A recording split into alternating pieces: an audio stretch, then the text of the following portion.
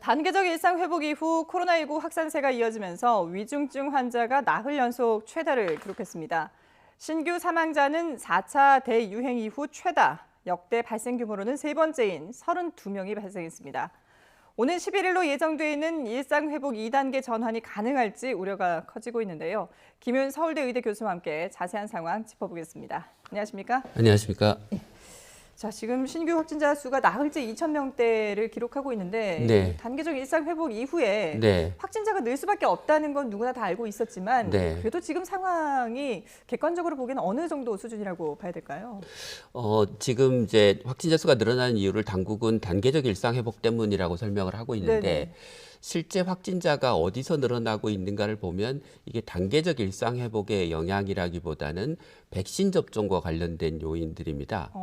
네, 지금 확진자 수가 많이 늘고 있는 것은 요양원, 요양병원, 노인분들이 이용하는 복지시설들, 네. 그다음에 학교, 어린이집 이런 곳에서 늘고 있거든요. 네. 그러니까 이건 무슨 얘기냐면 요양원, 요양병원, 복지시설은 일찍 접종을 받은 노인분들의 백신의 감염 예방 효과가 떨어지면서 네. 거기서 돌파 감염이 생기고 그게 집단 감염으로 발전하고 그게 네. 대규모 감염이 생기면서 확진자 수가 늘어나고 있고 한편으로 그렇기 때문에 전체 확진자 수가 증가하는 것에 비해서 위중증 환자 수와 사망자 수가 빠르게 늘어나고 네. 있는 양상을 보이고 있는 것입니다.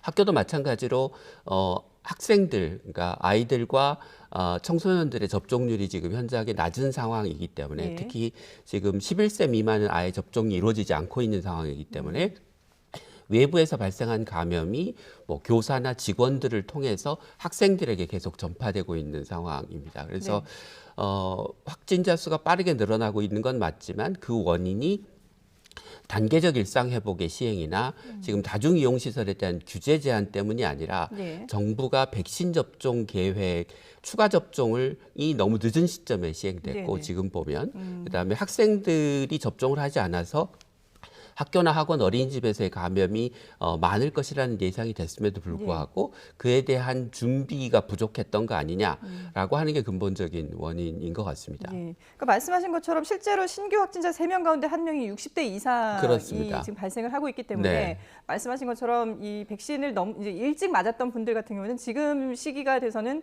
효험이 조금 효과가 떨어진다 이런 말씀이시군요. 그렇죠. 그러니까 지금 이제 정부가 접종 이후에 2차 접종 이후에 6개월이 지난 시점에서 이제 추가 접종, 소위 부스터샷을 하기로 결정을 했는데 이제 이스라엘 같은 경우는 5개월 이후에 시행을 했었고요.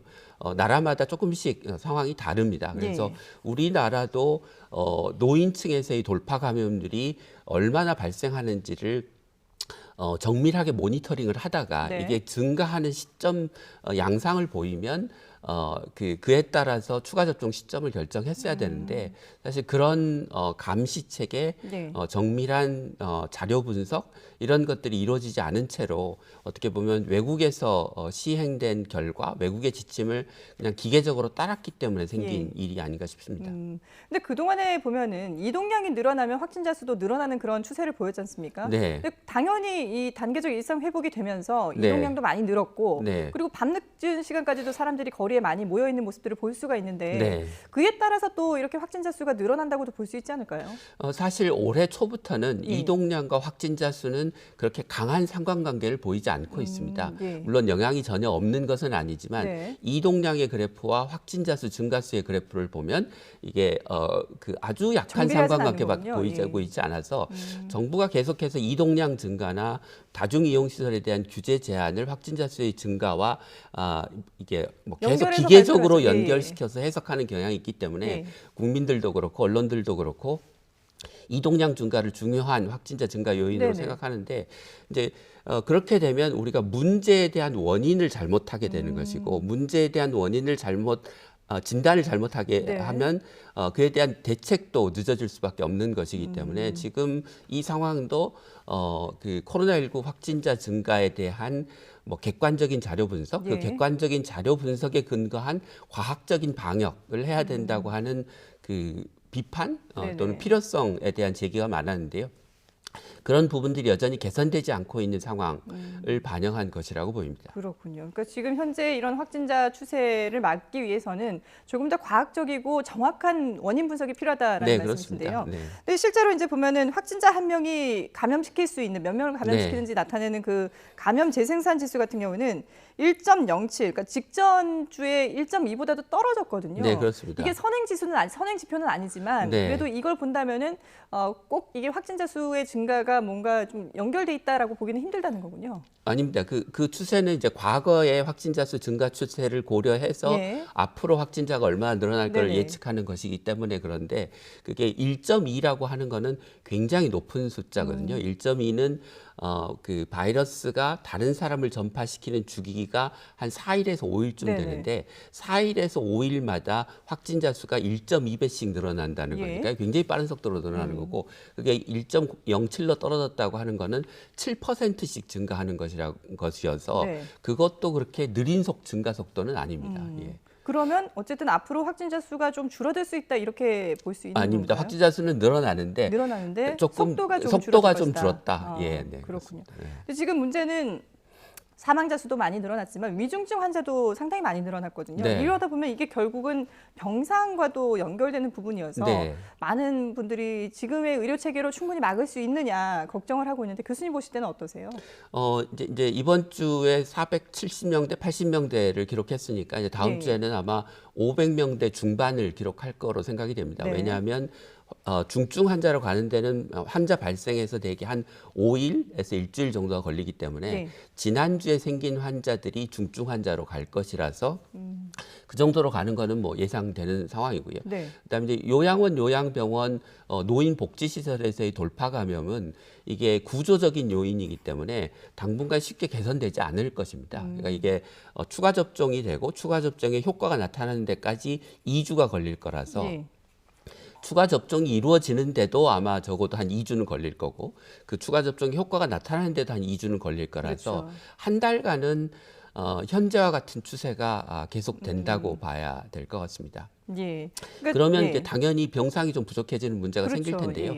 근데 이제 병상은 우리가 고정된 숫자의 병상을 확보해 놓고 그게 차가면 부족하다고 이야기할 게 아니라 그 코로나 환자를 보기 위한 병상을 근본적으로 늘려야 합니다. 그러니까 뭐 미국이나 유럽이 우리나라보다 확진자가 수십 배 발생하는데도 불구하고 작년 초를 제외하고는 뭐 의료 시스템이 붕괴했다 이런 얘기를 들어보신 적이 없지 않습니까? 그러니까 미국이나 유럽은 전체 중환자실에 뭐 적게는 30%, 많게는 뭐 60, 70%까지를 코로나 환자 진료에 할애하면서 환자 진료를 해오고 있거든요. 근데 우리는 불과 한 10%에서 15% 정도만 현재 확보해서 활용하고 있는 상황입니다. 그래서 그 환자의 중증도나 또는 코로나 환자의 어떤 응급도를 고려할 때 중증 환자를 우선적으로 치료한다는 원칙을 세운다면 지킨다면 현재 진료하고 있는 병원에서 사용하고 있는 비응급 환자, 비중증 환자에 대한 중환자실 사용을 줄이고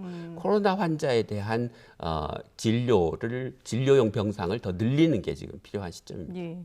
이런 병상 확보는 항상 그 병원과의 비용 관계라든지 이런 이해관계가 있기 때문에 늘 어려움을 겪는 부분인데 이렇게 오랜 기간 코로나19 사태가 이어져 왔는데도 아직까지 이렇게 명확한 시스템 구축이 제대로 안 돼 있다라고 볼 수 있을까요? 네, 그러니까 정부가 사실 뭐 그 코로나19와 관련된 대응을 잘 해오긴 했지만 그 대응이라고 하는 게 대부분 뭐 약간 순발력에 의존한 임기응변식 대응 이런 데 일관을 해왔기 때문에 그러니까 인력이 부족하다고 하면 인력을 모집해서 파견을 하고 병원이 스스로 그 인력을 이게 코로나19가 장기화될 것에 대비해서 인력을 뽑고 훈련하고 충원해서 병원의 정규 인력을 늘려가도록 정부가 요구하거나 그런 시스템을 구축하지 않았기 때문에 계속 똑같은 문제가 반복되고 있는 거죠.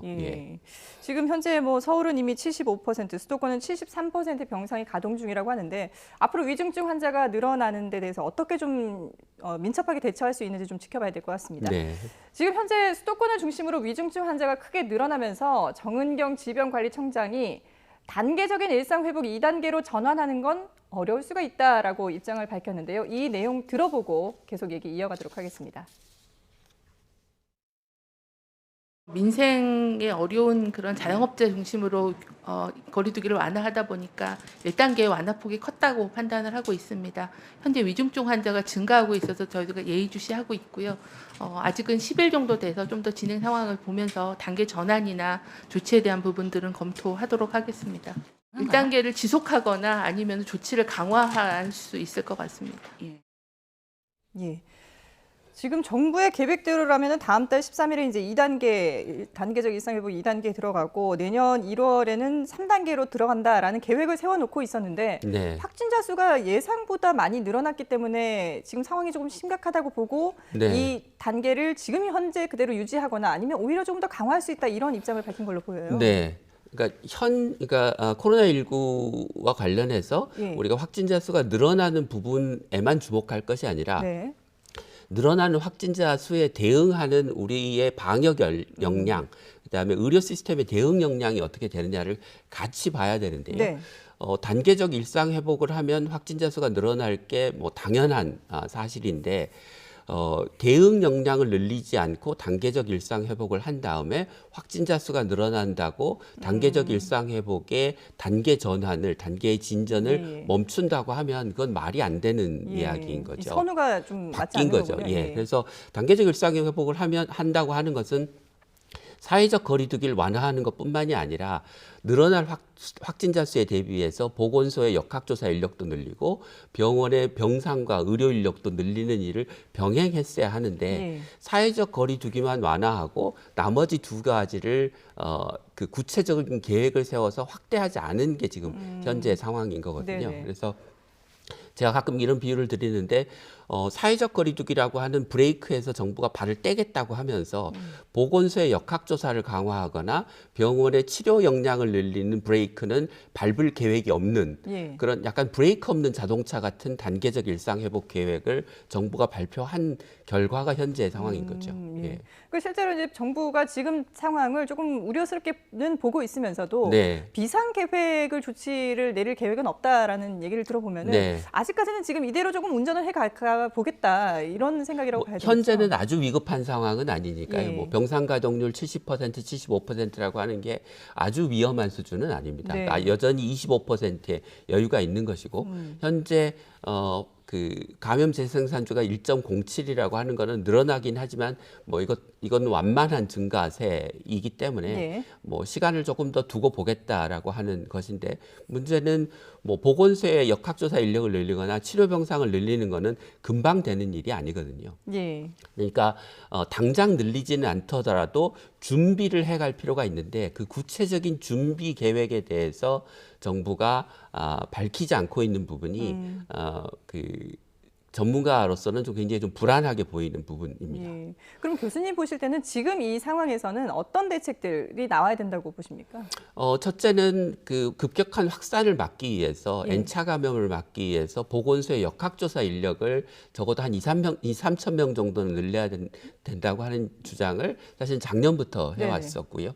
그다음에 병원의 병상 동원 능력도 저는 한 30% 정도까지는 중환자 병상, 일반 병상 모두 그런 정도는 확보해 놓고 그 확진자 증가에 대비해야 되지 않을까 싶습니다. 그 정도는 늘려놓고 예를 들면 75%가 되거나 80%가 됐을 때 단계적 일상 회복을 단계 전환을 좀 연기하거나 또는 뭐 방역 패스의 강화와 같은 추가적인 조치를 취했을 때 국민들이 수긍하지 그런 정부가 해야 될 일은 정부가 하지 않은 상태에서 국민들에게 방역의 책임만 전가하는 방식으로 가면 이거는 굉장히 국민들이 그 정부의 조치를 순순히 따르기 어려울 거라고 생각합니다.